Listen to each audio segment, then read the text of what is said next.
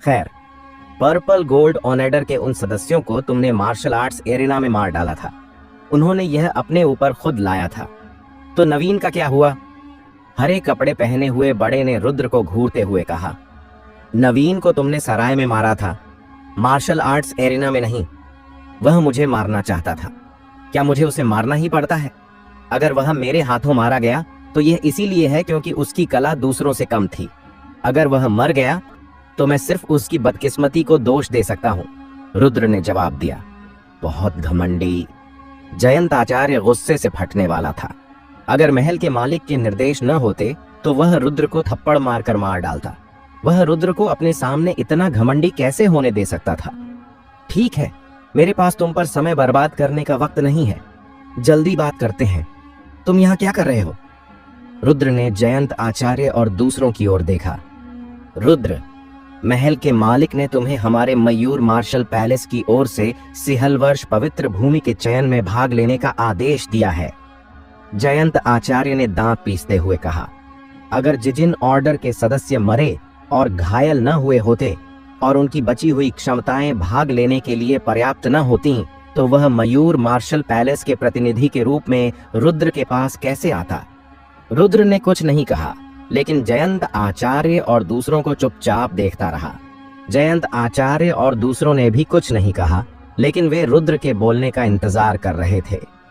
खत्म हुआ? रुद्र ने कहा। हाँ, बस इतना ही। हरे कपड़े वाले बड़े ने सिर हिलाया। तुम जा सकते हो। जहां तक मयूर मार्शल पैलेस का प्रतिनिधित्व करने की बात है, इसके बारे में सोचो भी मत। रुद्र ने हाथ हिलाकर जयंत आचार्य और दूसरों को बाहर निकाल दिया। रुद्र, बहुत ज्यादा अहंकारी मत बनो। हम यहाँ तुमसे बात करने आए हैं, तुमसे चर्चा करने नहीं, बल्कि महल के मालिक का तुम्हें आदेश देने आए हैं। मयूर मार्शल पैलेस के सदस्य के रूप में तुम्हें इस आदेश का पालन करना होगा। जयंत आचार्य ने रुद्र को घूरते हुए कहा।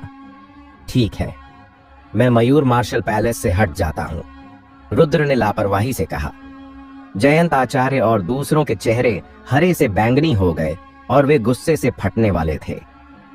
क्या तुम सचमुच मयूर मार्शल हॉल से हटना चाहते हो?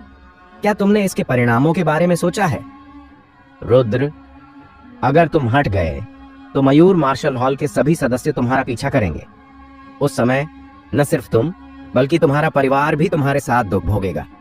तुम मेरे जवाब देने से पहले अच्छे से सोच लो, जयंत आचार्य ने ठंडे स्वर में कहा। यह तुम पर निर्भर है। मुझे परवाह नहीं, मैं सिर्फ सबको भगाने जा रहा हूं। फिर तुम्हें मुझे एक बार मारने के लिए तैयार रहना होगा। अगर मैं नहीं मरा तो मैं अपनी पूरी जिंदगी तुमसे बदला लेने में लगाऊंगा, रुद्र ने उदासीनता से कहा। क्या वे मुझे डराना चाहते हैं? क्या वे सचमुच सोचते हैं कि मैं डर जाऊंगा? जयंत आचार्य और दूसरों के चेहरों के भाव बदल गए। उनके सीने में एकदम घुटन वाली सांस थी जो बाहर नहीं निकल पा रही थी। मूल रूप से वे रुद्र के घमंड को दबाना चाहते थे, और इसका नतीजा क्या हुआ? न सिर्फ वे रुद्र के घमंड को दबा नहीं पाए, बल्कि रुद्र ने उन्हें इतना गुस्सा दिलाया कि वे लगभग खून उगलने वाले थे। अगर तुम बात करना चाहते हो तो अच्छे से बात करो, इतना घमंडी मत दिखो। क्या तुम सचमुच सोचते हो कि मुझे 7 बड़े मार्शल हॉल्स के बीच की लड़ाई के बारे में नहीं पता? अगर इस बार मयूर मार्शल पैलेस से कोई सिहलवर्ष पवित्र भूमि में नहीं गया तो मयूर मार्शल पैलेस की रेटिंग और भी कम हो जाएगी। उस समय सिहल राजवंश निश्चित रूप से यह विचार करेगा कि क्या किसी दूसरे मार्शल पैलेस को चुनना चाहिए। रुद्र ने हल्के से कहा। कन्नौज सिटी में सिर्फ एक मार्शल पैलेस, मयूर मार्शल पैलेस नहीं है। जहां तक मुझे पता है, एक और मार्शल पैलेस हाल ही में बहुत करीब से पीछा कर रहा है। हर शहर में 2 या 3 मार्शल हॉल होंगे, जो मुख्य मार्शल हॉल और सहायक मार्शल हॉल में बंटे होते हैं। मार्शल हॉल के अस्तित्व का उद्देश्य सिहल राजवंश के लिए अधिक उत्कृष्ट मार्शल कल्टीवेटर्स को तैयार करना है, और मार्शल हॉल को सत्यापित करने का तरीका स्वाभाविक रूप से सिहलवर्ष पवित्र भूमि के चयन और मूल्यांकन में भाग लेना है।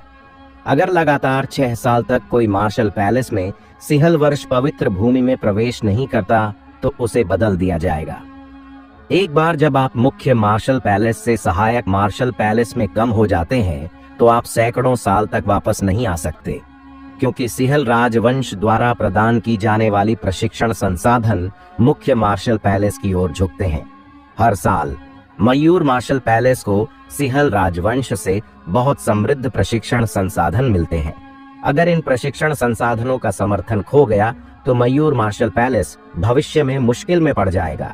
मयूर मार्शल पैलेस से लगातार 4 साल तक कोई सिहल वर्ष पवित्र भूमि में नहीं गया है।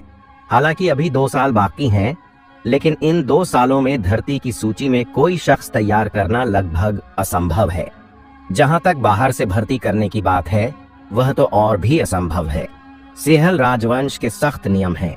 सिहल वर्ष पवित्र भूमि की लड़ाई में भाग लेने के लिए आपको मयूर मार्शल पैलेस का औपचारिक सदस्य होना चाहिए। अगर आप ढोंग करते हैं तो आपको कड़ी सजा दी जाएगी।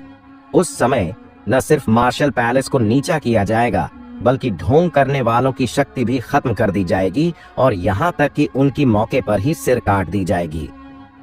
मयूर मार्शल पैलेस ऐसा करने की हिम्मत कैसे कर सकता था? इसलिए उसे सिर्फ रुद्र के पास जाना पड़ा।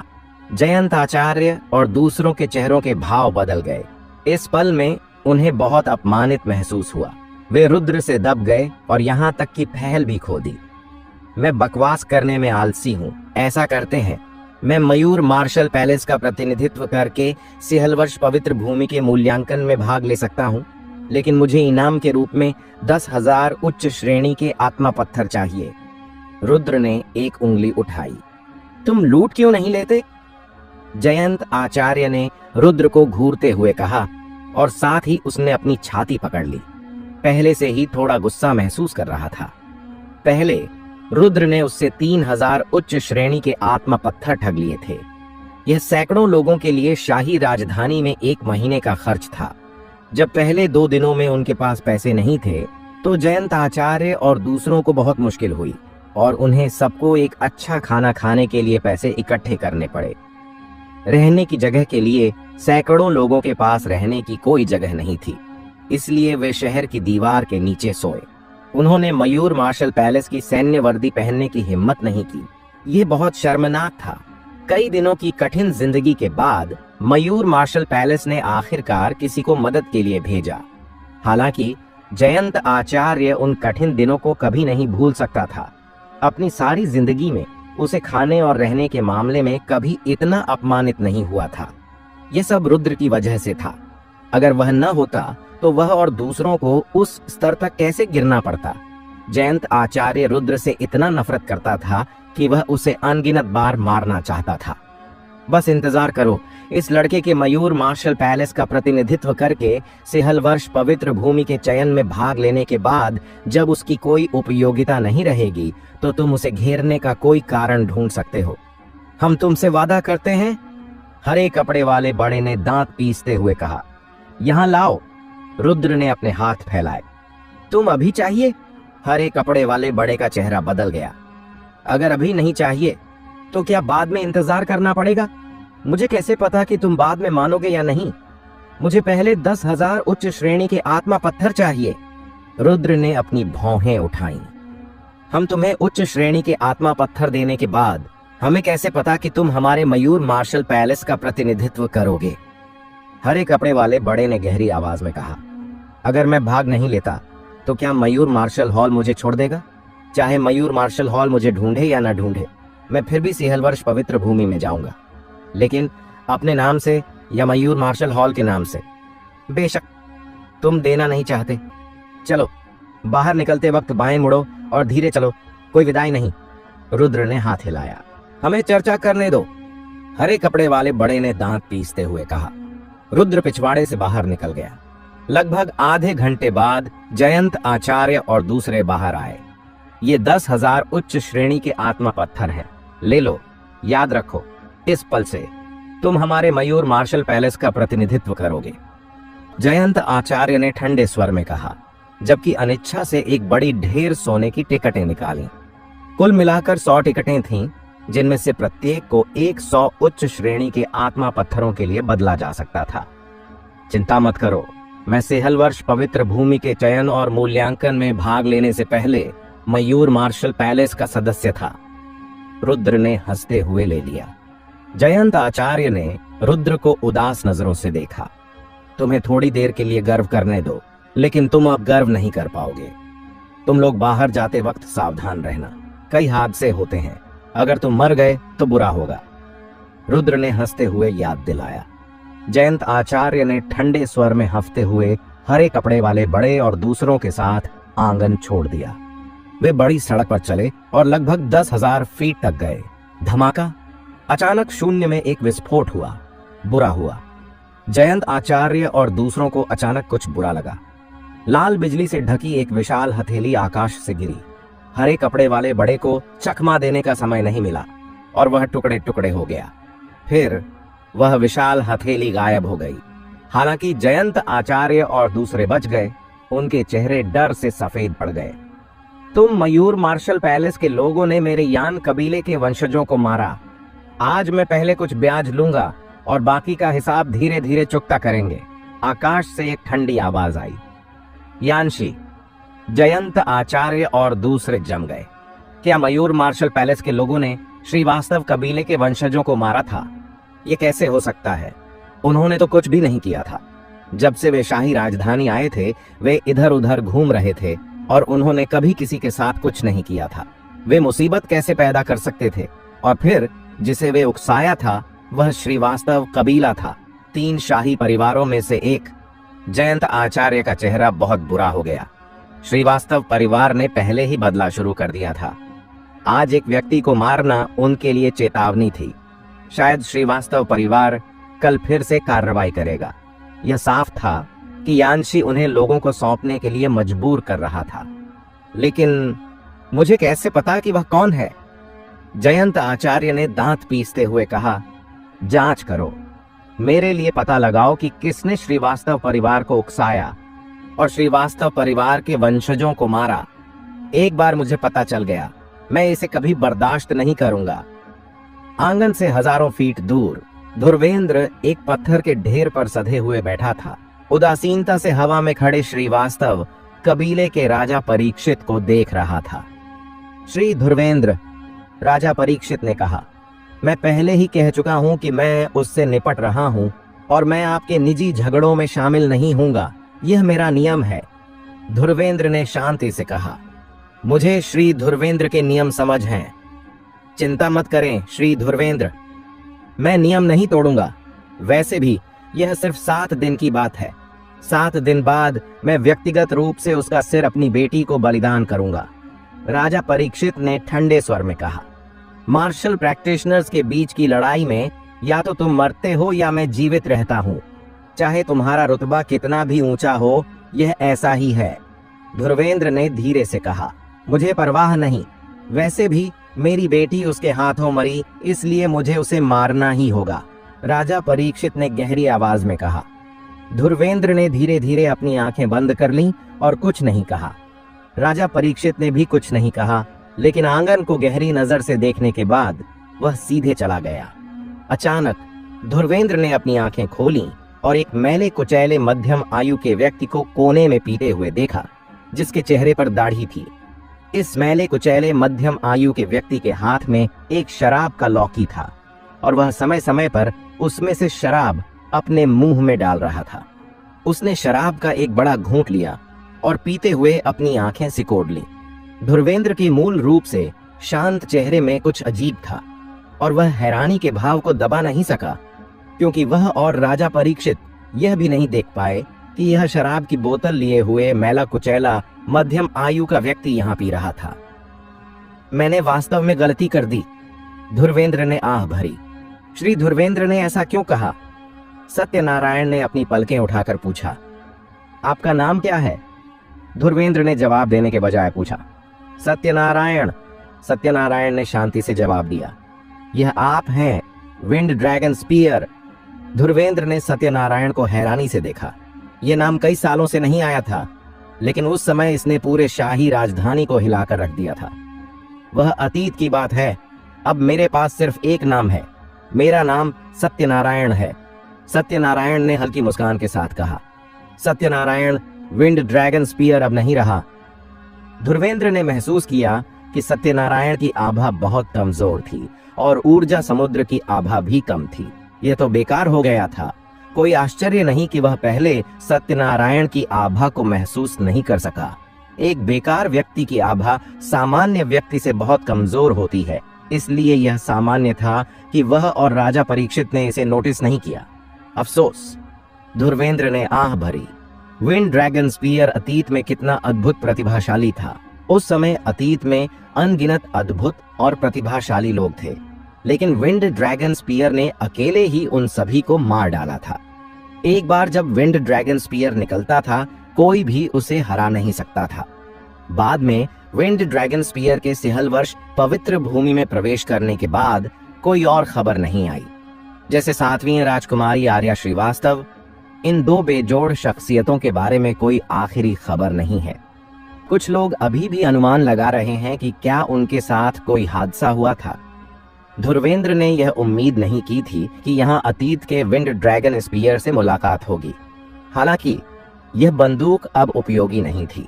सत्यनारायण को देखते हुए, जिसके चेहरे पर दाढ़ी थी और उदास भाव था, धुर्वेंद्र ने असहाय रूप से सिर हिलाया। हालांकि मुझे नहीं पता कि सत्यनारायण को कैसे बेकार कर दिया गया। अगर वह बेकार न हुआ होता तो वह मार्शल किंग बन गया होता और शायद इससे भी ऊंचे स्तर की कल्टीवेशन तक पहुंच गया होता। ये बहुत अफसोसजनक है कि इतनी अच्छी प्रतिभा इस तरह बर्बाद हो गई। धुर्वेंद्र ने बार बार अफसोस जताया। मुझे उम्मीद है कि श्री धुर्वेंद्र मुझे अभी परेशान करने के लिए माफ करेंगे। जहां तक विंड ड्रैगन स्पीयर के नाम की बात है, मुझे उम्मीद है कि श्री धुर्वेंद्र इसे उजागर नहीं करेंगे। आखिरकार यह अतीत की बात है। सत्यनारायण ने धुर्वेंद्र की ओर हाथ जोड़कर कहा, यह बस एक छोटी सी बात है। धुर्वेंद्र ने हल्के से सिर हिलाया। सत्यनारायण आंगन में वापस लौट आया। हॉल में रुद्र सोने की टिकटों को एक एक करके गिन रहा था। अगर बहुत ज्यादा होंगी तो वह उन्हें स्वाभाविक रूप से अपने पास रखेगा। अगर कम होंगी तो वह निश्चित रूप से जयंत आचार्य और दूसरों से मांगेगा। सोने की टिकटों के ढेर को देखते हुए समर्थ का मुंह लगभग लार टपकाने लगा था। रुद्र, तुमने इतने सारे उच्च श्रेणी के आत्मा पत्थर हासिल कर लिए हैं, क्या तुम मेरे साथ कुछ बांट सकते हो? समर्थ ने पास आकर कहा। तुम्हें अभ्यास करना पसंद नहीं है तो तुम उच्च श्रेणी के आत्मा पत्थरों का क्या करोगे? रुद्र ने समर्थ के चुपके से बढ़ाए हुए हाथ पर थपकी दी। समर्थ ने दर्द से जल्दी से अपना हाथ वापस खींच लिया। मैं इसे खर्च कर सकता हूं। मेरे पास भी पर्याप्त नहीं है और तुम अभी भी खर्च करना चाहते हो? रुद्र ने समर्थ को घूर कर देखा। ये 10,000 उच्च श्रेणी के आत्मा पत्थर बहुत सारे लगते थे, लेकिन वास्तव में ये ज्यादा नहीं थे। पर्पल मैंशन रियल में प्रवेश करने के लिए जरूरी कल्टीवेशन संसाधन बहुत विशाल है और सिर्फ 10,000 उच्च श्रेणी के आत्मा पत्थरों पर भरोसा करना पर्याप्त नहीं है। जब तुम्हारे पास पर्याप्त नहीं है तो तुमने और क्यों नहीं मांगा? अभी कितना अच्छा मौका था। तुम्हें मयूर मार्शल पैलेस के उन जिद्दी बूढ़ों को थोड़ा और खून बहाने देना चाहिए था। वैसे भी सिहल राजवंश हर साल 30 लाख उच्च श्रेणी के आत्मा पत्थर मयूर मार्शल पैलेस को आवंटित करता है। ये 10,000 उच्च श्रेणी के आत्मा पत्थर उनके लिए बस बूंद भर हैं। समर्थ ने होंठ बिचकाते हुए कहा, क्या तुम सोचते हो कि मयूर मार्शल पैलेस बहुत ज्यादा मांगने पर तुम्हें दे देगा? रुद्र ने शांति से जवाब दिया। जो लोग मयूर मार्शल पैलेस के शीर्ष नेता बन सकते हैं, वे स्वाभाविक रूप से मूर्ख नहीं हैं। अगर इस बार मयूर मार्शल पैलेस मजबूर न होता तो वह रुद्र के पास नहीं आता।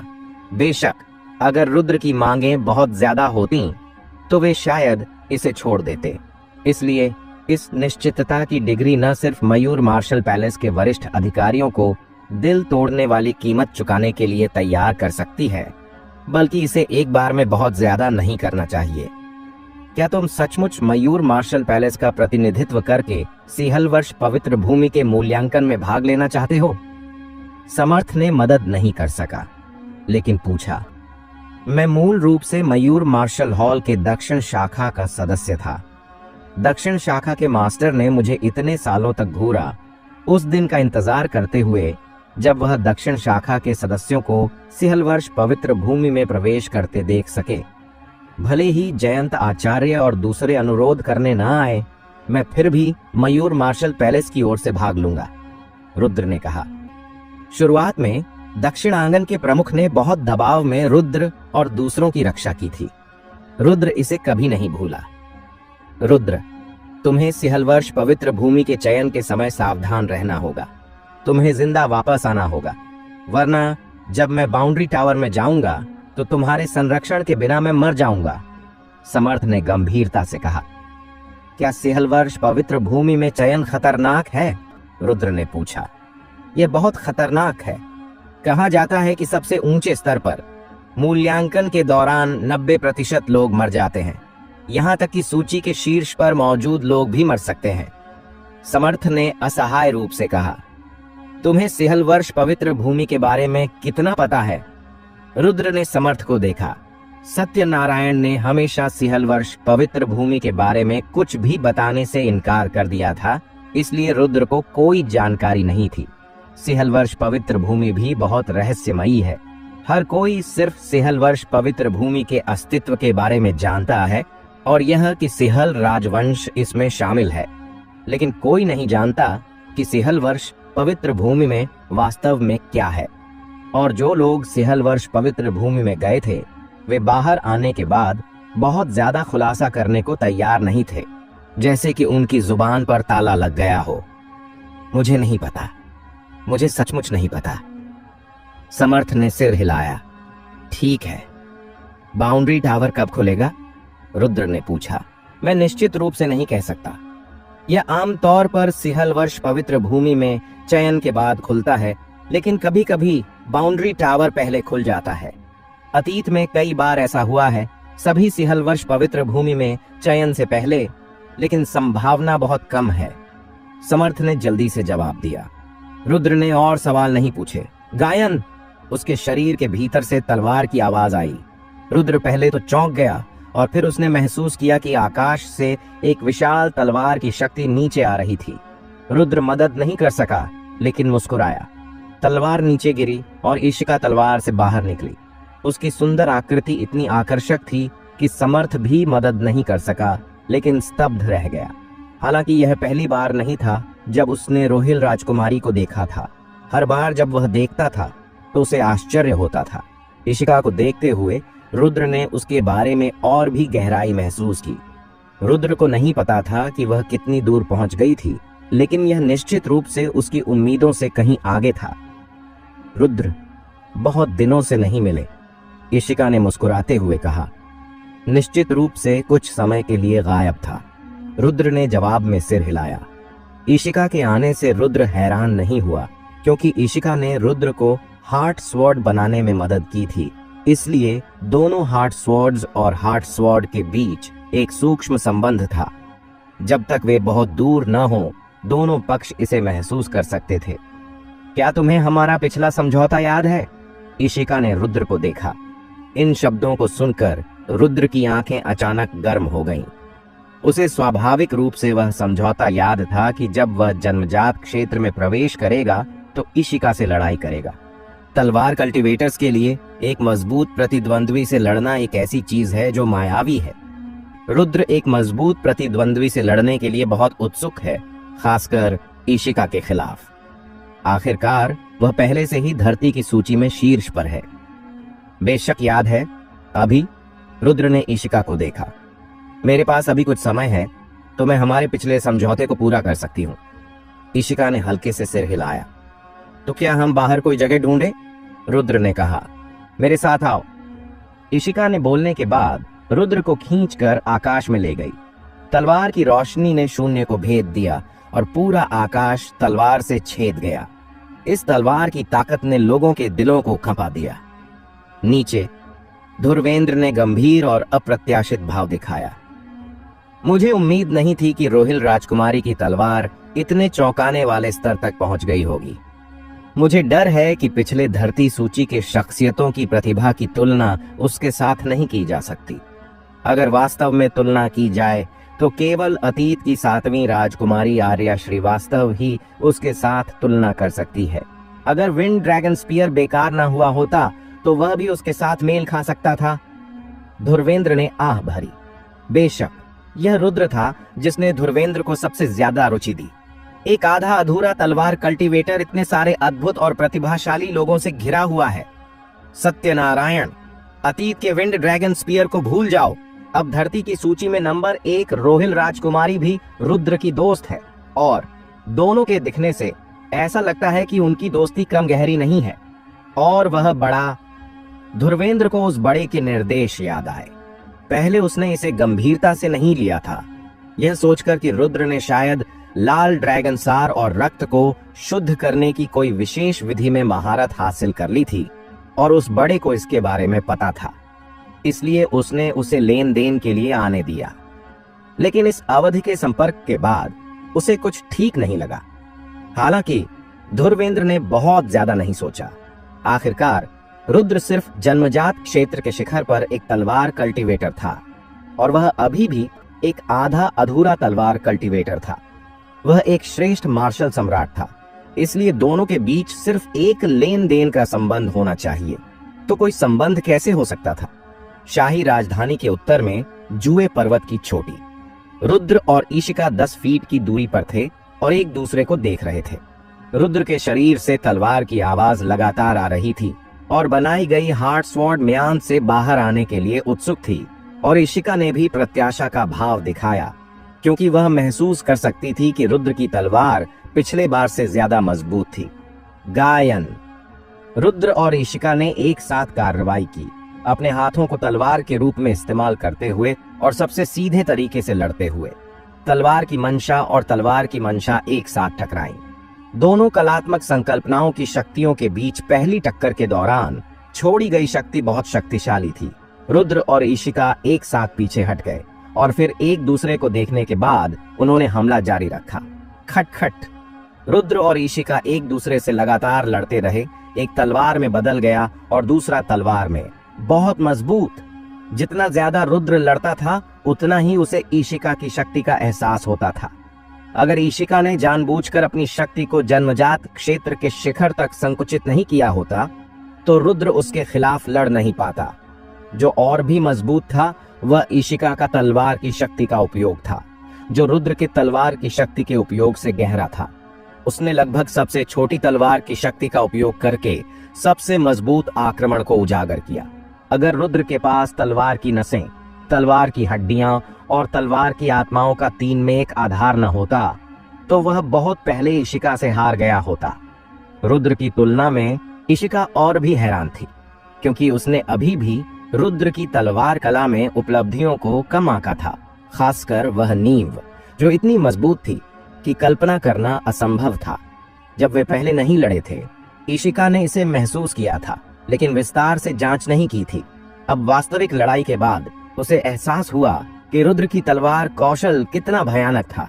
यह कहा जा सकता है कि यहाँ तक कि ईशिका की अपनी तलवार कला की नींव भी रुद्र की तलवार कला की नींव से कम थी, और उसे पहले से ही तलवार कला में एक बेजोड़ प्रतिभा के रूप में ताज पहनाया जा चुका था। इस अंतर को कम मत समझो। अगर रुद्र तलवार कला के रास्ते पर चलता रहा, तो भविष्य में तलवार कला के रास्ते में उसकी उपलब्धियां उसकी तलवार कला के रास्ते से आगे निकल सकती हैं। नश्वर क्षेत्र में ऐसा तलवार कल्टीवेटर है। ईशिका ने रुद्र को एक नजर देखा। उसकी तलवार की मंशा अचानक और भी शक्तिशाली हो गई। धम। रुद्र के शरीर में तलवार की मंशा हिल गई। क्या हुआ? रुद्र ने ईशिका को हैरानी से देखा। लड़ाई अभी जोश में थी जब ईशिका रुक गई। अब और कार्रवाई करने की जरूरत नहीं है। मुझे डर है कि मैं अपनी शक्ति को नियंत्रित नहीं कर पाऊंगी और तुम्हें चोट पहुंचा दूंगी। ईशिका ने सिर हिलाया। रुद्र की तलवार की मंशा बहुत मजबूत थी और वह मदद नहीं कर सकी, लेकिन मजबूत तलवार की शक्ति का उपयोग कर लिया। अगर उसने मजबूत तलवार की शक्ति का उपयोग किया, तो वह निश्चित रूप से रुद्र को चोट पहुंचाती। ईशिका रुद्र को चोट नहीं पहुंचाना चाहती थी, इसलिए उसने रुद्र की तलवार की मंशा को बेअसर कर दिया। रुद्र ने अफसोस जताया। आखिरकार उसे ऐसा मौका मिला था लड़ने का, लेकिन यह आधे रास्ते में खत्म हो गया। हालांकि यह समझ में आता है कि तलवार कल्टीवेटर्स और तलवार कल्टीवेटर्स अपने प्रतिद्वंद्वियों से मिलने पर मजबूत शक्ति को प्रेरित करते रहेंगे। पूरा व्यक्ति लड़ाई में पूरी तरह डूब जाएगा। वास्तव में आप अपने प्रतिद्वंद्वी को मारने तक जाग नहीं सकते। आखिरकार प्रतिद्वंद्वी मिलना मुश्किल है। एक बराबरी के प्रतिद्वंद्वी का सामना करने पर एक मार्शल कल्टीवेटर अपनी पूरी ताकत को लड़ाई में उतारने के लिए उत्सुक होगा। अगर वह अपनी पूरी ताकत नहीं उतार सकता तो यह बहुत असहज होगा। रुद्र जानता था कि यह द्वंद्व युद्ध निष्पक्ष नहीं था, इशिका के लिए निष्पक्ष नहीं था। वह धीरे धीरे अपनी पूरी ताकत छोड़ सकता था, जबकि इशिका को अपनी शक्ति को दबाना पड़ता था। तो आज के लिए बस कर देते हैं। मेरी कल्टीवेशन पकड़ में आने के बाद हम पूरी ताकत से लड़ेंगे, रुद्र ने इशिका से कहा। ठीक है, मैं तुम्हारा इंतजार करूंगी। इशिका ने मधुरता से मुस्कुराया। सुंदर रूप उस मुस्कान के साथ ने रुद्र को स्तब्ध कर दिया और वह इशिका को निःशब्द देखता रहा। रुद्र की नजर को महसूस करते हुए इशिका के गाल मदद नहीं कर सके, लेकिन लाल हो गए। मैं जल्द ही यहां से जा रही हूं, इशिका ने कहा। उसके गाल अभी भी थोड़े लाल थे।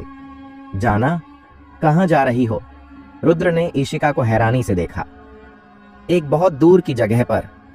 इशिका ने आकाश को देखा और बुदबुदाया। यह कहना चाहिए कि मैं एक बहुत दूर की जगह पर वापस जा रही हूं। मैं तुम्हें उस जगह के बारे में खास तौर पर नहीं बता सकती। मैं सिर्फ इतना कह सकती हूं कि यह तुम्हारी कल्पना से परे है। कई चीजें, जिसमें मार्शल कल्टीवेशन का स्तर आदि शामिल है। बाद के हिस्से की बात करते हुए इशिका का भाव थोड़ा जटिल था। उसे नहीं पता था कि रुद्र को कैसे बताए, क्योंकि वह जगह सामान्य मार्शल कल्टीवेटर्स की सीमा से परे थी। अगर रुद्र का ऊर्जा समुद्र बरकरार होता तो उसे उस जगह पर जाने में ज्यादा समस्या नहीं होनी चाहिए थी। हालांकि उसका ऊर्जा समुद्र सिर्फ 30% है, तो यह कहना मुश्किल है कि वह वहां जाने के योग्य है या नहीं। क्या तुम वापस आ रही हो? रुद्र ने पूछा। मैं वापस नहीं आ सकती, मैं यहां बहुत लंबे समय से हूं। इशिका ने सिर हिलाया। उसकी खूबसूरत आंखों में उदासी और अनिच्छा की एक छुअन दिखाई दी। तो मैं बाद में तुम्हें ढूंढने आऊंगा। रुद्र ने मदद नहीं कर सका, लेकिन कहा, मेरे साथ कहीं चलो। इशिका ने रुद्र को कुछ कहने का इंतजार नहीं किया, उसे उठाया और हवा के माध्यम से चली गई। नियंत्रित की हुई बैंगनी विशाल तलवार नीचे गिरी और प्रकाश के बिंदुओं में बिखर गई। रुद्र इशिका के साथ उसमें से बाहर निकला। इसे पहन लो। इशिका ने 2 नकाब निकाले, एक काला और एक सफेद, और काला वाला रुद्र को दे दिया। रुद्र ने इसे लिया और अपने चेहरे पर पहन लिया। तुमने बिना झिझक इसे पहन लिया। क्या तुम्हें डर नहीं लगा कि मैं तुम्हें नुकसान पहुंचा सकती हूं? इशिका ने रुद्र को देखते हुए कहा। तुम ऐसा नहीं करोगी, रुद्र ने कहा। इशिका ने रुद्र को गहरी नजर से देखा, फिर कुछ और नहीं कहा और सफेद नकाब को अपने चेहरे पर पहन लिया। रुद्र की नजर में सफेद नकाब एक घने सफेद कोहरे में बदल गया, जो इशिका की खूबसूरत और आकर्षक आकृति को पूरी तरह ढक रहा था। दिखावट से देखने पर आप सिर्फ सफेद कोहरे में लिपटी मानव आकृति को देख सकते थे। आप दूसरे व्यक्ति का चेहरा और पहनावा नहीं देख सकते थे, और यहाँ तक कि दूसरे व्यक्ति की आभा को भी महसूस नहीं कर सकते थे। यह स्पेशल नकाब है। जब तक तुम इसे पहनते हो, यह तुम्हारी दिखावट और सांस को पूरी तरह छुपा सकता है। तुम अपनी आवाज भी बदल सकते हो। अगर तुम ऐसा करते हो तो भी इसे महसूस किया जा सकता है। ये 2 नकाब एक जोड़ी है। तुम और मैं एक दूसरे को साफ देख सकते हैं, लेकिन बाकी लोग नहीं देख सकते, इशिका ने समझाया। इस समय सफेद कोहरे में ढकी हुई इशिका ने अपनी आकृति दिखाई। यह साफ था कि क्योंकि नकाब एक जोड़ी थे, वे एक दूसरे को महसूस कर सकते थे। ये नकाब 12 घंटे तक चल सकता है। इस समय के बाद यह अपनी मूल कार्यक्षमता खो देगा। रुद्र, मेरे साथ चलो, इशिका ने धीरे से कहा। जब से वह यहाँ आया था, रुद्र ने कभी सवाल नहीं पूछा था, क्योंकि उसे इशिका पर भरोसा था। इस समय सामने एक घाटी का प्रवेश द्वार दिखाई दिया और प्रवेश द्वार पर कवच पहने हुए बहुत सारे पहरेदार थे। ये पहरेदार न सिर्फ लंबे और मजबूत थे, बल्कि उनमें एक डरावनी हत्या की आभा भी भरी हुई थी। आगे का प्रवेश द्वार 5 आत्माओं का द्वार कहलाता है। यह एक बहुत अनोखी जगह है। इसमें 5 आत्माएं कैप्चर और फ्यूजन प्रकट होता है, इशिका ने कहा। स्वर्ग की 5 आत्माओं का मकबरा। यह रुद्र की पहली प्रतिक्रिया थी। इसे रहस्यमय 5 आत्मा क्षेत्र ऐसे ही कहा जाता था। इसका असली नाम स्वर्ग की 5 आत्मा मकबरा है। यह स्वर्ग और धरती के बीच एक बहुत अजीब जगह है और इसमें बहुत सारी मार्शल आत्माएं रहती हैं। कोई नहीं जानता कि ये मार्शल आत्माएं कहां से आती हैं, लेकिन स्वर्ग की 5 आत्मा मकबरे का अस्तित्व मार्शल कल्टीवेटर्स के लिए एक दुर्लभ खजाना है, क्योंकि अंदर की मार्शल आत्मा को मार्शल कल्टीवेटर्स हासिल कर सकते हैं और उसे अपने साथ जोड़ सकते हैं और फिर वह उनकी अपनी मार्शल आत्मा बन जाती है। आपको पता है, हर मार्शल कल्टीवेटर के पास मार्शल आत्मा नहीं होती। 1000 मार्शल कल्टीवेटर्स में से सिर्फ एक मार्शल कल्टीवेटर के पास मार्शल आत्मा होती है। रुद्र ने अपने रास्ते में बहुत कम मार्शल कल्टीवेटर्स को देखा था जिनके पास मार्शल आत्मा थी। हालांकि मार्शल कल्टीवेटर्स के लिए अगर उनके पास एक शक्तिशाली मार्शल आत्मा सहायता के रूप में हो तो उनकी अपनी ताकत बहुत बढ़ जाती है। महत्वपूर्ण क्षणों में 5 आत्माएं जीत या हार का निर्णायक कारक भी बन सकता है। जिन मार्शल कल्टीवेटर्स के पास मार्शल आत्मा नहीं है, उनके लिए मार्शल आत्मा हासिल करने के सिर्फ 2 तरीके हैं। एक है विरासत, जैसे रुद्र, जिसने सुद्रस के भ्रम का उत्तराधिकार प्राप्त किया था, लेकिन इस विरासत की शर्तें बहुत सख्त हैं। यह एक विशिष्ट मार्शल आत्मा होनी चाहिए या रुद्र की तरह प्राचीन गुप्त क्षेत्र का मालिक होना चाहिए। दूसरा है स्वर्ग की 5 आत्माएं मकबरे में प्रवेश करना, अंदर की दूसरी मार्शल आत्माओं को जोड़ना और उन्हें अपनी मार्शल आत्मा में बदलना। हालांकि इस तरह की मार्शल आत्मा खुद से जागृत मार्शल आत्मा से थोड़ी कम होती है, फिर भी कुछ न होने से बेहतर है। कम से कम यह मार्शल कला को बढ़ा सकती है। रुद्र ने मूल रूप से सोचा था कि स्वर्ग की 5 आत्मा मकबरा सिर्फ 9 स्वर्गीय दिव्य क्षेत्र में मिल सकता है, लेकिन उसे उम्मीद नहीं थी कि स्वर्ग की 5 आत्मा मकबरा नश्वर क्षेत्र में भी मौजूद होगा। अचानक रुद्र समझ गया कि इशिका उसे यहाँ क्यों लाई थी। उसे लगा कि उसके पास मार्शल आत्मा नहीं है, इसलिए वह उसकी मदद कर रही थी कि वह मार्शल आत्मा हासिल कर ले। रुद्र, हालांकि हम सैन्य मार्शल कल्टीवेटर्स हैं और शारीरिक मार्शल कल्टीवेटर्स पर हमारा फायदा है, हमें मार्शल आत्मा की जरूरत नहीं है। हमें अपनी ताकत बढ़ाने वाली हर चीज का अच्छे से इस्तेमाल करना चाहिए। अच्छे ग्रेड की मार्शल आत्माएं हमें काफी बढ़ावा देती हैं और किसी समय बड़ा प्रभाव डाल सकती है। इशिका ने धीरे से कहा, जब हम अंदर जाएंगे तो तुम बस मेरे साथ चलना। अगर हम गलती से अलग हो गए तो तुम्हें बस चौराहे पर वापस आना है। हाँ, मैं समझ गया। रुद्र ने सहमति में सिर हिलाया। चलो पहले बैरक में चलते हैं, ये देखने के लिए कि कोई खबर है या नहीं। इशिका आगे चली। ऐसा लगता है कि यहाँ हर कोई नहीं आ सकता, है ना? रुद्र ने चारों ओर देखा और पाया कि घाटी के प्रवेश द्वार पर पहरेदारों के अलावा अंधेरे में कुछ भयानक आभा वाले लोग भी छिपे हुए थे। खासकर एक सुनहरे कपड़े और सफेद बालों वाला बूढ़ा व्यक्ति जो घाटी के प्रवेश द्वार पर बैठा था। इस व्यक्ति से निकलने वाली आभा के कारण आसपास की हवा का प्रवाह लगभग ठोस अवस्था के करीब था। इतनी सख्त पहरेदारी के साथ कोई भी यहाँ कैसे आ सकता था? इसके अलावा स्वर्ग की 5 आत्मा मकबरा एक खजाने की जगह है। यहाँ तक कि 9 स्वर्गीय दिव्य क्षेत्र में भी यह एक ऐसी जगह है जिसके लिए कई ताकतें आपस में लड़ती हैं और यहाँ भी ऐसा ही होना चाहिए। बेशक हर कोई नहीं आ सकता। यह रहस्यमयी 5 आत्मा क्षेत्र सिहल राजवंश के नियंत्रण में है। सिर्फ योग्य लोग ही इस जगह में प्रवेश कर सकते हैं, इशिका ने कहा। 6 चौकियों से गुजरने के बाद रुद्र इशिका के साथ बैरक में पहुंचा। इसे बैरक कहा जाता है, लेकिन वास्तव में यह ग्रे क्रिस्टल पत्थर से बना एक महल परिसर है। इसमें एक मुख्य हॉल और 6 सहायक हॉल हैं, जो 7 सितारों के आकार में व्यवस्थित हैं। मुख्य हॉल में प्रवेश करते समय रुद्र ने बहुत सारे लोगों को सफेद कोहरे और काले कोहरे में ढके हुए देखा। उनके पुरुष और महिला होने और उनकी उत्पत्ति के बारे में कुछ पता नहीं था। कोई हाल ही में हासिल की गई 9वें ग्रेड की रक्त जानवर मार्शल आत्मा की नीलामी कर रहा है। यह मार्शल आत्मा न सिर्फ धारक की ताकत को 60% तक बढ़ा सकती है, बल्कि खून और जीवन शक्ति को जल्दी बहाल भी कर सकती है।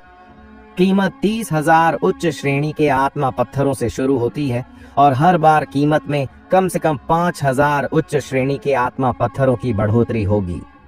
मुख्य हॉल में बैंगनी कोहरे में ढका हुआ व्यक्ति जोर से बोला।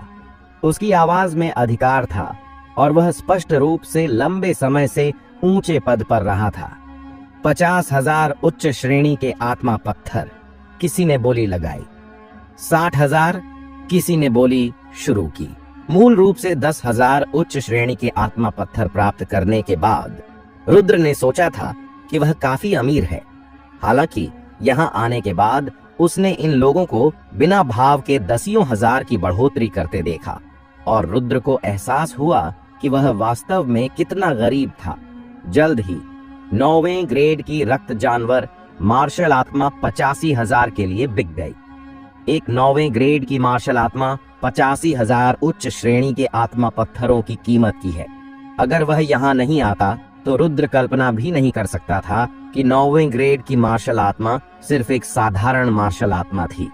यह धरती ग्रेड मार्शल आत्मा तक भी नहीं पहुंची थी, फिर भी इतनी महंगी थी। धरती ग्रेड मार्शल आत्मा कितनी ऊंची होनी चाहिए। रुद्र को नहीं पता था कि नश्वर क्षेत्र में मार्शल आत्माओं के कितने ग्रेड हैं। वह सिर्फ इतना जानता था कि 9 स्वर्गीय दिव्य क्षेत्र में मार्शल आत्माओं को 9वें ग्रेड नश्वर, फिर धरती ग्रेड, स्वर्ग ग्रेड, पवित्र ग्रेड और किंवदंती के दिव्य ग्रेड में बांटा गया था। बेशक यह सिर्फ एक किंवदंती थी, पता नहीं यह विशिष्ट थी या नहीं।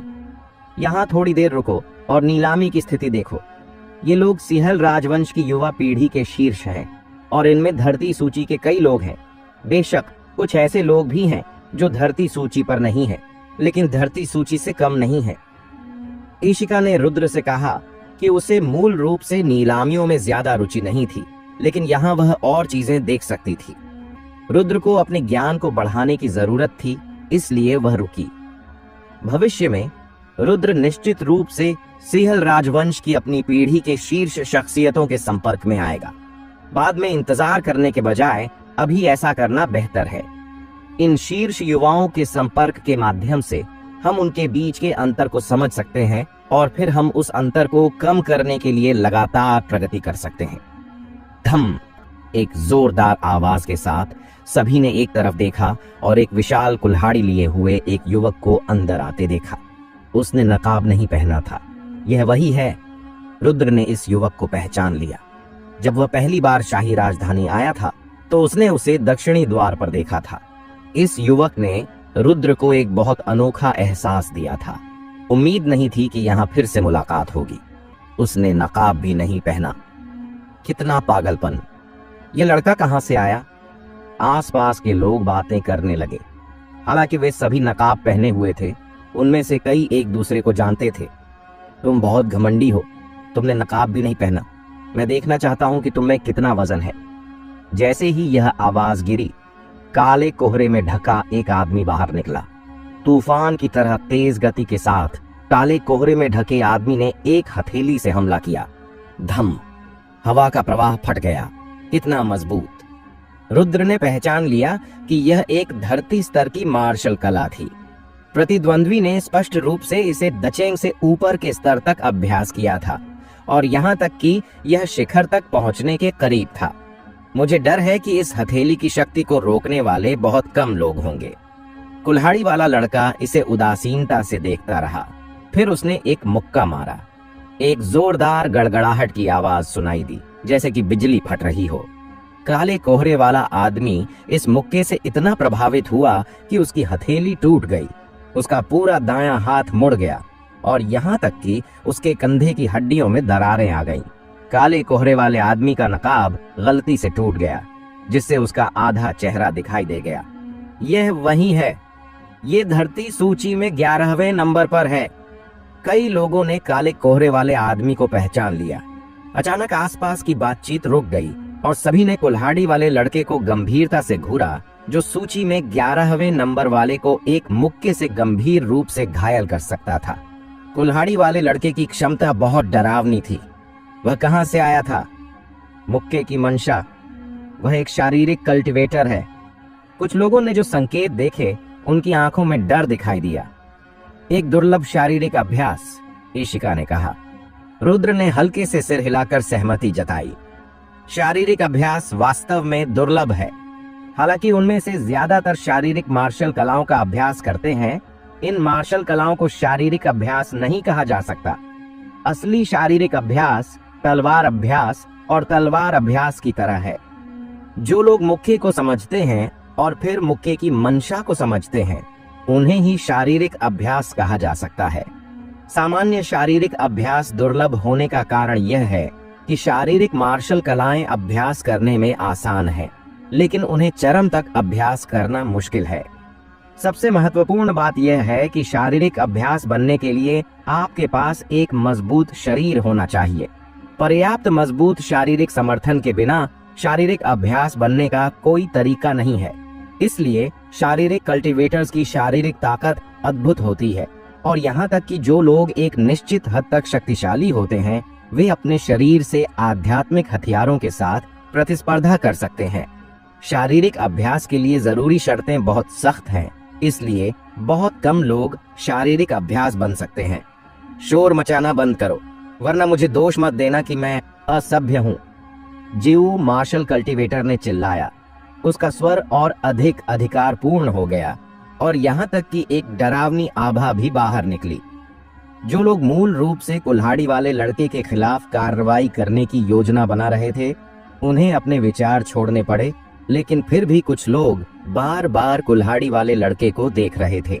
जो लोग यहाँ प्रवेश कर सकते हैं वे सिहल राजवंश के अग्रणी युवा शख्सियतें हैं, तो वे कुल्हाड़ी वाले युवक के सामने कमजोरी कैसे दिखा सकते हैं। अब नीलामी जारी रखें। कोई निम्न ग्रेड छाया मार्शल आत्मा बेचने को तैयार है। निम्न ग्रेड छाया मार्शल आत्मा न सिर्फ शक्ति को दोगुना से अधिक कर सकती है, बल्कि इसमें छाया करने की क्षमता भी है, जो लोगों को रात के अंधेरे में बेहतर छिपा सकती है। 10 लाख उच्च श्रेणी के आत्मा पत्थरों से बोली शुरू होती है, और हर बार कीमत में कम से कम 1 लाख उच्च श्रेणी के आत्मा पत्थरों की बढ़ोतरी होगी। जीव मार्शल कल्टीवेटर ने जोर से कहा, मुझे चाहिए। जो कोई भी मुझसे इसे छीनने की हिम्मत करेगा वह मर जाएगा। हॉल के बाहर से एक आवाज आई और एक राक्षस धीरे धीरे अंदर आया। इसके बगल में एक थोड़ा दुष्ट दिखने वाला युवक था, उत्तरी राक्षस। मौजूद लोगों ने डर दिखाया, खासकर जब उन्होंने टाइगर डिवॉर को देखा तो उनकी आंखों में डर और गहरा हो गया। एक उत्तरी राक्षस पहले से ही बहुत डरावना था, और एक शक्तिशाली राक्षस के सहायक के साथ कोई भी उसे उकसाने की हिम्मत नहीं करता था। मोर और रुद्र की पुतलियां उससे सिकुड़ गईं। मैंने पहले तुम्हारे और उसके बीच की दुश्मनी के बारे में सुना था। क्या तुम्हें मेरी कार्रवाई की जरूरत है? यह कुछ कारणों तक सीमित है।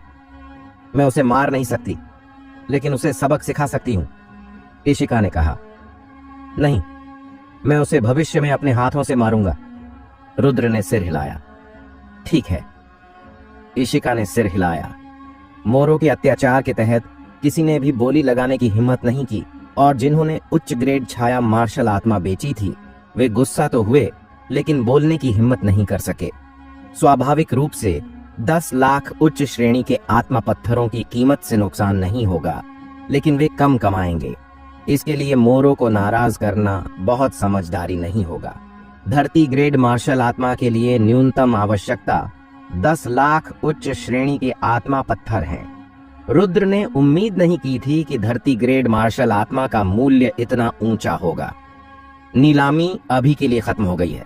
मैंने तुम्हें इस बार रहस्यमयी 5 आत्मा क्षेत्र में इसलिए बुलाया है क्योंकि रहस्यमयी 5 आत्मा क्षेत्र में एक स्वर्ग ग्रेड मार्शल आत्मा पैदा हुई है, जीवू मार्शल कल्टीवेटर ने कहा। क्या? स्वर्ग ग्रेड मार्शल आत्मा? मौजूद शीर्ष मार्शल कल्टीवेटर्स की आंखें बदल गईं, यहां तक कि मोरों की पुतलियां भी अचानक सिकुड़ गईं। स्वर्ग ग्रेड मार्शल आत्मा के सामने कोई भी ललचाएगा नहीं। आपको पता होना चाहिए कि स्वर्ग ग्रेड मार्शल आत्मा की ताकत कम से कम मार्शल कल्टीवेटर की ताकत से दोगुनी होती है। इसमें स्वर्ग ग्रेड मार्शल आत्मा की शक्तिशाली क्षमताएं शामिल नहीं है। अगर ये क्षमताएं एक साथ मिल जाएं, तो यह पूरी तरह अलग होगा। मोरो के पास खुद एक धरती ग्रेड मार्शल आत्मा है, लेकिन क्योंकि उसके पास एक विशेष उत्परिवर्ती मार्शल आत्मा है, उसकी अपनी मार्शल आत्मा स्वर्ग ग्रेड मार्शल आत्मा के बराबर है। अगर वह एक और प्रकार की स्वर्ग ग्रेड मार्शल आत्मा हासिल कर सकता है, तो उसकी युद्ध शक्ति निश्चित रूप से दोगुनी हो जाएगी। आप सभी हमारे सिहल राजवंश के सबसे अच्छे प्रतिभाशाली हैं। मुझे पूरी उम्मीद है कि आप कुछ हासिल कर सकते हैं। बेशक स्वर्ग ग्रेड मार्शल आत्मा को पकड़ना सबसे अच्छा होगा। हालांकि मुझे यह भी उम्मीद है कि सभी सावधान रहें। जेवू मार्शल कल्टीवेटर ने यह कहा। अचानक चारों ओर देखा। रोहिल राजकुमारी यहाँ है। क्या बात है? इशिका खड़ी हुई। अचानक सभी की नजरें इशिका पर केंद्रित हो गईं। यहाँ तक कि मोरो ने अपनी आंखें पतली रेखा में सिकोड़ लीं और इशिका को घूरने लगा। एक शाही आदेश है और रोहिल राजकुमारी को दरबार में जाने की जरूरत है, जेवू मार्शल कल्टीवेटर ने कहा।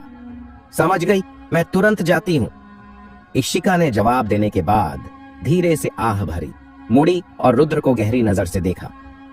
रुद्र, सिहलवर्ष शाही परिवार ने मुझे एक शाही आदेश भेजा है और यह जरूर कुछ महत्वपूर्ण होगा। मुझे डर है मैं तुम्हारे साथ रहस्यमयी 5 आत्मा क्षेत्र में नहीं जा सकती। हालांकि तुम्हारी क्षमता के साथ रहस्यमयी 5 आत्मा क्षेत्र में कोई बड़ी समस्या नहीं होनी चाहिए। वैसे भी कल्टीवेशन के स्तर की परवाह किए बिना जो कोई भी रहस्यमयी 5 आत्मा क्षेत्र में प्रवेश करता है, उसकी कल्टीवेशन जन्मजात क्षेत्र के शिखर पर दबा दी जाएगी। इशिका ने हार्ट स्वॉर्ड का उपयोग करके रुद्र को संदेश भेजा। क्या यह रहस्यमयी 5 आत्मा क्षेत्र कल्टीवेशन को दबा सकता है? रुद्र ने अप्रत्याशित रूप से कहा। यह रहस्यमयी 5 आत्मा क्षेत्र का अपना अस्तित्व नहीं है, बल्कि इसलिए है कि रहस्यमयी 5 आत्मा क्षेत्र बहुत क्षतिग्रस्त है। यह रोकने के लिए कि अगर प्रवेश करने वाले मार्शल कल्टीवेटर्स बहुत मजबूत हुए तो रहस्यमयी 5 आत्मा क्षेत्र ढह न जाए। सिहल राजवंश ने शुरुआती सालों में एक आकाश सीमित संरचना स्थापित की थी। कोई भी प्रवेश करे उसकी सारी कल्टीवेशन जन्मजात क्षेत्र के शिखर पर दबा दी जाएगी। इशिका ने जवाब दिया। ऐसा है? रुद्र ने अचानक सिर हिलाया।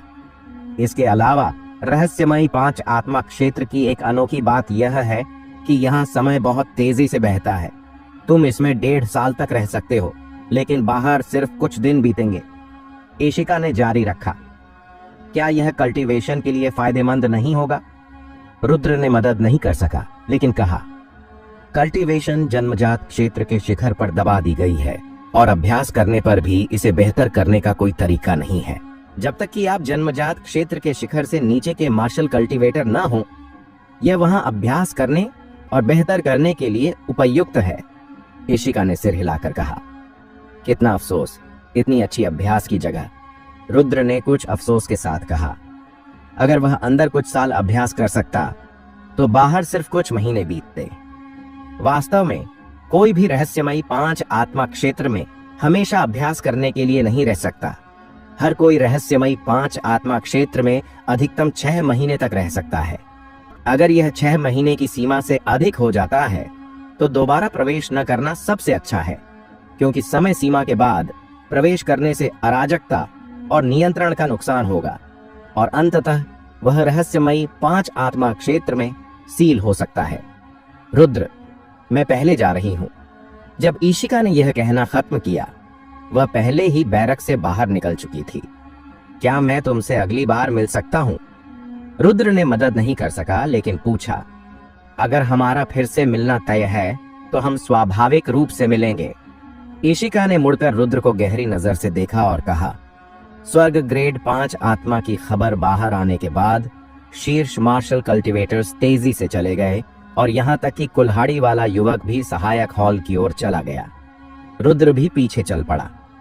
जब वह दूसरे सहायक हॉल में पहुंचा, रुद्र ने अपनी गति धीमी कर दी, क्योंकि यहाँ हर तरह की अच्छी चीजें, औषधियां और अन्य वस्तुएं 10,000 परिष्कृत लोहे से बने कवच आदि भरे हुए थे।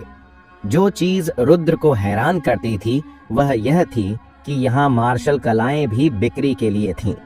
हर तरह की मार्शल कलाएं थीं, जिनमें सबसे निचला ग्रेड निम्न ग्रेड रहस्यमय स्तर का था और सबसे ऊंचा धरती स्तर का उच्च ग्रेड था। तलवार मार्शल कलाओं के 2 सेट थे जो सिर्फ मध्यम ग्रेड रहस्यमय स्तर के थे और बहुत महंगे थे। एक सेट की कीमत लगभग 500 उच्च श्रेणी के आत्मा पत्थर थी। ये तो पैसे की लूट है। रुद्र ने भौहें सिकोड़ ली। बाहर बिकने वाली रहस्यमय स्तर की मध्यम ग्रेड मार्शल कलाएं सिर्फ 300 उच्च श्रेणी के आत्मा पत्थरों की होती थीं, लेकिन यहाँ यह 200 अधिक थी। हालांकि रुद्र ने फिर भी इसे खरीद लिया। आखिरकार जितनी ज्यादा तलवार मार्शल कलाएं वह जमा करता, उतनी ही गहरी उसकी तलवार के रास्ते की समझ होती। तलवार मार्शल कलाओं के अलावा रुद्र ने कई शारीरिक मार्शल कलाएं भी देखीं। सभी मार्शल कलाओं में शारीरिक मार्शल कलाओं की संख्या सबसे ज्यादा थी और कीमत आमतौर पर सैन्य मार्शल कलाओं से बहुत कम थी। एक मध्यम ग्रेड रहस्यमयी स्तर की स्ट्राइक के लिए सिर्फ 100 उच्च श्रेणी के आत्मा पत्थर चाहिए थे। इन शारीरिक मार्शल कलाओं को देखते हुए रुद्र को कुल्हाड़ी वाले युवक के उस मुक्के की याद आ गई। उस मुक्के में न सिर्फ शक्तिशाली मुक्के की मंशा थी, बल्कि सबसे महत्वपूर्ण बात यह थी कि यह शारीरिक शक्ति को एक साथ छोड़ सकता था। शारीरिक फिटनेस की बात करें तो रुद्र के पास अनोखे फायदे थे। तलवार की नसों और तलवार की हड्डियों के बनने के बाद रुद्र की अपनी शारीरिक ताकत अन्य मार्शल कल्टीवेटर्स से कहीं बेहतर थी। फिर उसने 4 बूंद शुद्ध लाल ड्रैगन सार और रक्त लिया, जिसने रुद्र की शारीरिक फिटनेस को एक अभूतपूर्व ऊंचाई तक पहुंचा दिया। सिर्फ शारीरिक फिटनेस के मामले में रुद्र कुल्हाड़ी वाले लड़के से कम नहीं था। प्रकाश मार्शल आत्मा का अस्तित्व, साथ ही उसकी अपनी शारीरिक फिटनेस का स्तर, अचानक रुद्र के दिमाग में शारीरिक मार्शल कलाओं के साथी अभ्यासी बनने के विचार आए। दूसरों के पास यह शर्त नहीं है, लेकिन रुद्र के पास है। अगर आप शारीरिक मार्शल कलाओं के साथ ही अभ्यासी के स्तर तक पहुंच सकते हैं, तो शारीरिक मार्शल कलाओं के शारीरिक आशीर्वाद और तलवार कल्टीवेटर की शक्ति के साथ आपकी अपनी ताकत में निश्चित रूप से भारी वृद्धि होगी। हालांकि शारीरिक मार्शल कल्टीवेटर बनने के लिए आपको मुक्के की मंशा को समझना होगा। हालांकि तलवार की मंशा और मुक्के की मंशा दोनों ही कलात्मक संकल्पनाएं हैं, वे पूरी तरह अलग हैं। इनसे सीखने का कोई तरीका नहीं है और इन्हें सिर्फ खुद से समझा जा सकता है। समझ। रुद्र ने एक पल के लिए सोचा, फिर अपने दिमाग को प्राचीन गुप्त क्षेत्र में डुबो दिया। तलवार की मंशा। रुद्र ने अपनी तलवार घुमाई और काट दिया। देखा कि तलवार की मंशा जल्दी से विघटित हो गई और फिर विभिन्न तलवार मार्शल कलाओं ने तलवार की मंशा का संदर्भ बनाया।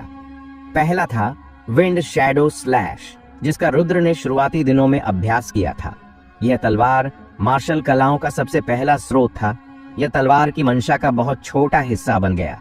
फिर कुछ समय पहले अभ्यास की गई 5 तलवार मार्शल कलाएं 2 ध्रुव तलवार तकनीक और स्वर्गीय तलवार थीं। ये तलवार मार्शल कलाएं सभी तलवार की मंशा का संदर्भ बनाती हैं। तलवार मार्शल कलाओं का स्तर जितना ऊंचा होता है, तलवार की मंशा स्वाभाविक रूप से उतनी ही मजबूत होती है। स्वर्गीय तलवार की कल्टीवेशन करने के बाद रुद्र की तलवार की मंशा वास्तव में एक अविनाशी स्तर तक पहुंच गई थी।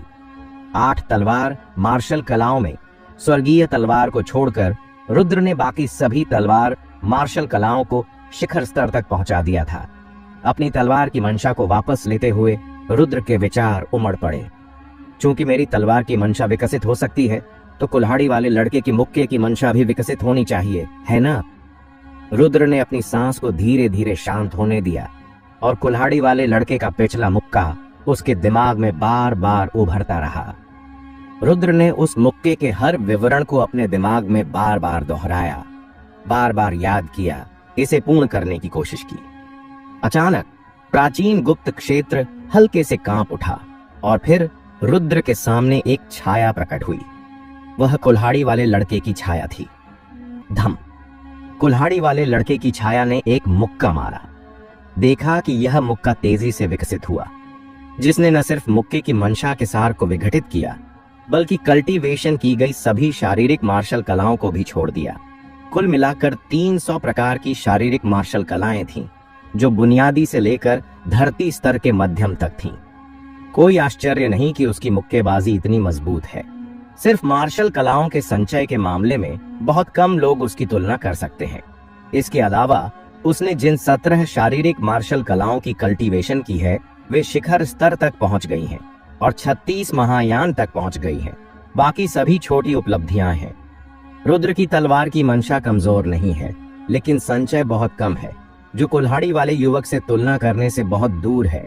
अगर 300 प्रकार की तलवार मार्शल कलाएं होती, तो रुद्र की तलवार की मंशा भी कम नहीं थी।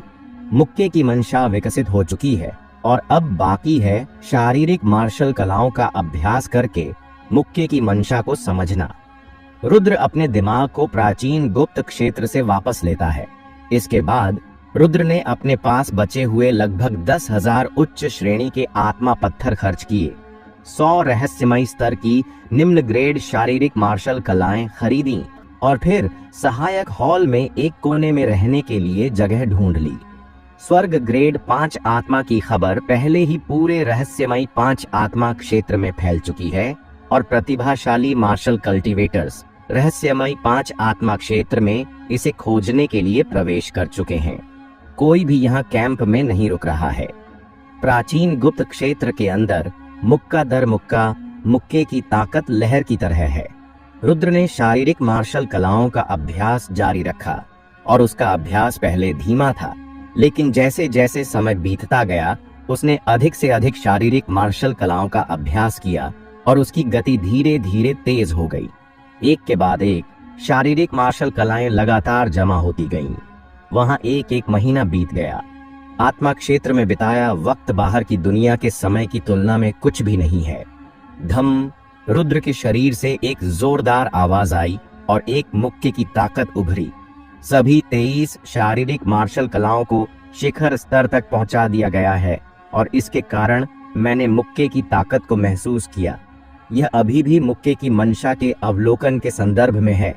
अगर ऐसा मुक्के की मंशा का अवलोकन नहीं होता तो शायद इसमें और समय लगता। रुद्र ने मुक्के की ताकत को अपने शरीर के चारों ओर महसूस किया। तलवार की ताकत से अलग इस मुक्के की ताकत में शरीर की रक्षा को बढ़ाने की क्षमता है।